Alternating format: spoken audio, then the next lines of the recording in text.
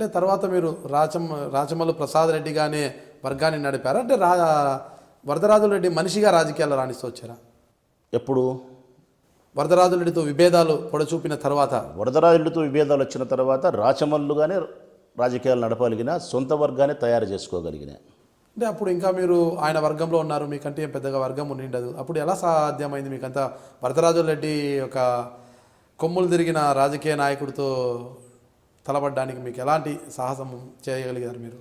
చిన్నొంత కొట్లాడితే ఏం పేరు వస్తుందన్నా? పెద్దొంత కొట్లాడితేనే పేరు వచ్చేది. ప్రాణమైన పోవాలా, కిరీటమైనా రావాలా, రెండిట్లో ఏదో ఒకటి. పెద్దొంత కొట్లాడితేనే ప్రాణమైనా పోతుంది, లేదంటే నెత్తికి కిరీటమైనా వస్తుంది. ఆ మనస్తత్వమేనా అది? కిరీటం వచ్చినా పర్వాలేదు, ప్రాణం పోతే నష్టం కదా. గిన్నాలు బతకాల, కాకి మాదిరి కోకిల మాదిరే బతకాల బ్రతికితే. ఓకే, అంత ఇప్పుడు వరదరాజులరెడ్డితో ఇంకా పూర్తి స్థాయిలో ఇక టకఫర్ అంటే నువ్వెవరు నేనెవరు అనుకునే పరిస్థితి ఎప్పుడు వచ్చిందంటారు? 2005లో నేను కాంగ్రెస్ పార్టీకి రెబల్ అయి ఇండిపెండెంట్గా కౌన్సిలర్స్ పోటీ చేసిన. అప్పుడు వచ్చింది ఆ నుంచి ఆయనకు మాకు. 2005లో మున్సిపల్ ఎన్నికలు వచ్చినాయి. అప్పుడు నేను కాంగ్రెస్ పార్టీకి సంపూర్ణంగా నేను రెబల్ అయి స్వతంత్ర అభ్యర్థులను ఒక 5 వార్డుల్లో పోటీ చేయించిన. ఎందుకు మీరు వ్యతిరేకం కావాల్సి వచ్చింది కాంగ్రెస్ పార్టీకి?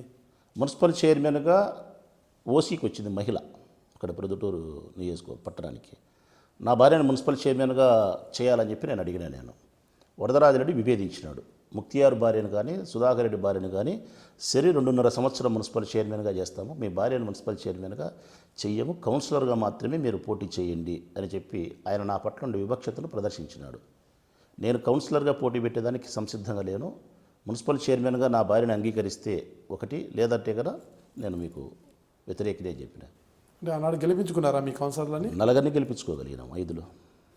అదే నా పొలిటికల్ కెరియర్కు టర్నింగ్ పాయింట్. అలా రోజు చైర్మన్ ఎవరు అయ్యారంటారు? వరదరాజురెడ్డి వాళ్ళు అయినారు. నా నలుగురితో అవసరం పడకపోయింది వాళ్ళకు. నేరో అంటే ముక్తియార్ భార్య అయినారా, సుధాకర్ రెడ్డి భార్య అయినారా? సరే 2.5 సంవత్సరాలు అయినారు. ఓకే, మీ కౌన్సిలర్లు అవసరం లేకుండానే ఫుల్ మెజార్టీతో వాళ్ళు అయినారు. అదంతా కూడా వరదరాజులరెడ్డి గారి చరిష్మా అంటారా, వైఎస్ రాజశేఖర రెడ్డి గారి చరిష్మా అంటారా?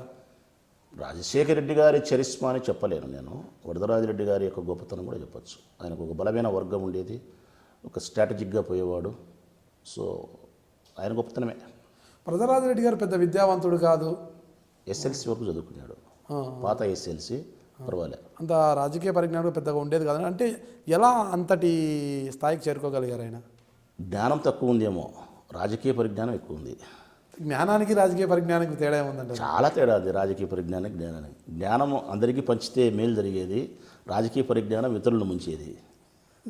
ఇతరులు ముంచి పైకి వచ్చారంటారా? అంతే కదా. మరి ఎవరెవరిని ముంచారంటారు? ఎవరిని ఆయన సపోర్ట్ చేసేది కోవూరోళ్ళు సపోర్ట్ చేసినారు. కోవూరు సుబ్బారెడ్డి, రామసుబ్బారెడ్డి వాళ్ళు వెనక్కి వెళ్ళిపోయినారు. కోవూరోళ్ళు ఎందుకు వాళ్ళని ఎందుకు వెనక్కి పంపించేశాడు? వాళ్ళు అభ్యర్థి కావాలని ప్రయత్నం చేసినారు.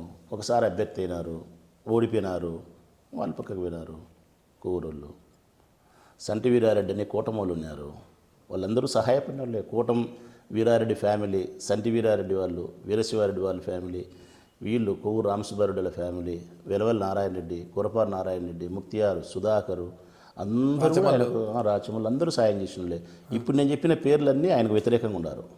మొత్తం అందరూ ఒక్కొక్క సందర్భంలో వ్యతిరేకమైతే వచ్చినారు. ఇంతమంది ఒక్కసారి ఎందుకు దూరం కావాల్సి వచ్చింది? అంత వ్యతిరేకత ఎందుకు మూటగట్టుకున్నారు ఆయన? ఏ ఒక్క ఫాలోయర్కి కూడా ఆయన గౌరవించి సహాయపడిన దాఖలాలు లేవు. ఏ ఒక్క ఫాలోయర్కి కూడా ఆయన మేలు చేసిన దాఖలాలు లేవు. ఆయన జీవితం అంతా కూడా ఎప్పుడు కూడా ప్రత్యర్థులను అనగదొక్కేదానికి ప్రయత్నం చేసినాడే తప్ప నియోజకవర్గాన్ని అభివృద్ధి చేసేదానికి ప్రయత్నం చేయలే. దగ్గరుండే మనుషుల్ని ఎదిగేదానికి ఎప్పుడు కూడా ప్రయత్నం చేయలే. అదొక పెద్ద వటవృక్షం, దాని కింద చిన్న మొక్క కూడా బ్రతకకూడదు. అదే ఆయన పాలసీ. అక్కడే అందరూ కూడా ఆయనకు వ్యతిరేకమైతే వచ్చినారు. నేను మీ రాచమల్లు శివప్రసాద్ రెడ్డి, వైసీపీ ఎమ్మెల్యే, ప్రొద్దుటూరు. మీరు చూస్తున్నారు ఐ డ్రీమ్ న్యూస్.